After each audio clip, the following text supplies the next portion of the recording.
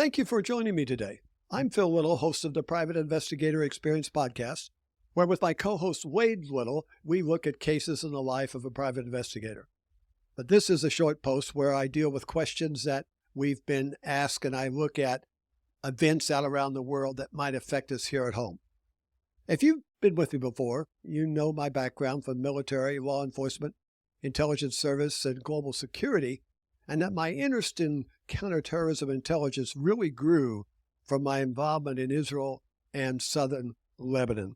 So this event and war that's going on there is attracted much of my attention. I have to admit my failure of not keeping up with events on Israel in this rise of progressivism and woke theology that was sweeping the rest of the world. I was still carrying my view of Israel that they were immune from something like this. They're the Holy Land. It's where our Judeo-Christian values came from. They should not be susceptible to this, right? Wrong. I forgot that they're humans, just like the rest of us in the world living in Israel. And as in our country, our free society has been co-opted by people we've allowed to come in and freely enjoy our freedoms, and they're using those freedoms against us to tear us down internally, to only want to take us over. That same thing has happened in Israel. How did the colossal failure of intelligence and a warning to what was going to happen in October the 7th in Israel happen? Sources have told me that over the last few years, there's been the insertion of top leaders in intelligence service who have more of a progressive worldview, and they miscalculated or ignored the intelligence coming to them from the ground around the border of Gaza. It's been reported openly that the buildup and training had been observed for months prior to the October 7th attack, but by the intelligence service, it was just discounted as bluster on the part of Hamas. They really couldn't pull something like that off. My sources also told me that the soldiers and commanders along the Gaza border were telling intelligence that something was up. Something was being planned.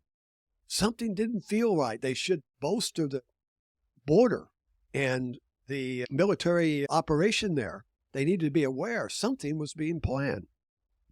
But they didn't believe that. Intelligence didn't accept it. And they didn't pass that along to the government leaders. Instead, telling them that Hamas was contained and everything was fine. As I've said, there has been some blessings in the midst of this evil attack. The IDF has recovered plans and from interrogations of a lot of these suspects that have been arrested from Hamas, that these plans were very elaborate, much more than what they accomplished. They were planning on taking over more towns, military bases, and listen, they had identified the one with the nuclear assets and planned to take it over. That's a wow, wow, wow moment. Think about the planning and training that went into this attack. Had their plan worked, thousands more would have been killed. Another wake-up call has come to the progressives in Israel and the Jewish community, and those who supported a more appeasement approach to Gaza and its citizens. One example of many is a family who had supported Gazians by helping them with work permits, taking them to doctors, really bringing them in as part of their family.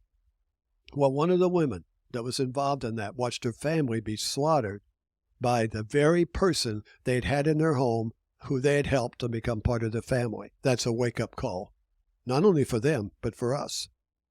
Also, many of the Palestinian people had worked in Israel for their livelihood. They made maps, details about the towns, kibbutz, and military defenses, and gave them to Hamas. Another wake-up call. I've learned some other things that caught me off guard about Israel. As this war started, the Israel Supreme Court was considering stopping prayer, public prayer on the streets of Israel and in Jerusalem. Does that sound possible? It seems to me like that's kind of spitting in the face of God and his country. Secondly, I'm sure you've heard about the demonstrations around the changes to the justice system and Israeli government. They proposed some changes. I didn't know really what this was all about, so I did some investigation. The main issue, the big issue, is that, listen to this, Israel is the only free country where the Supreme Court holds the power to decide who will be appointed. They can stop any appointment that they want. And the problem in Israel is that the whole court now is a progressive court. So the only judges that will get approved are going to be progressive judges. This is a real danger to the country. The law would change and eliminate the judge's ability to veto an appointment and make it more like the U.S., where it would be an executive appointment with some kind of either their house or whatever that they set up there to approve. They had some checks and balances. When there are no checks and balances, evil will reign. The question for we Americans is, will we wake up, or will we have an attack worse than 9/11, to learn that we've been victimized by a progressive woke ideology running our government, intelligence, and military? There's much more that we can talk about, but that's going to have to wait. Will you share this post with your contacts and your friends?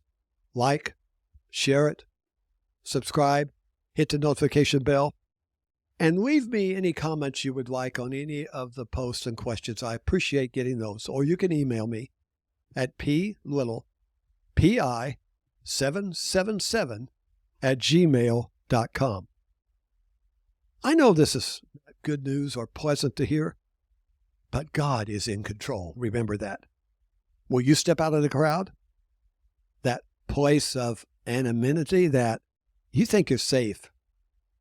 And will you step out and stand for truth? Remember, truth will prevail over deception. May the peace of this season fill every heart. May God bless you, your family, and may God bless America.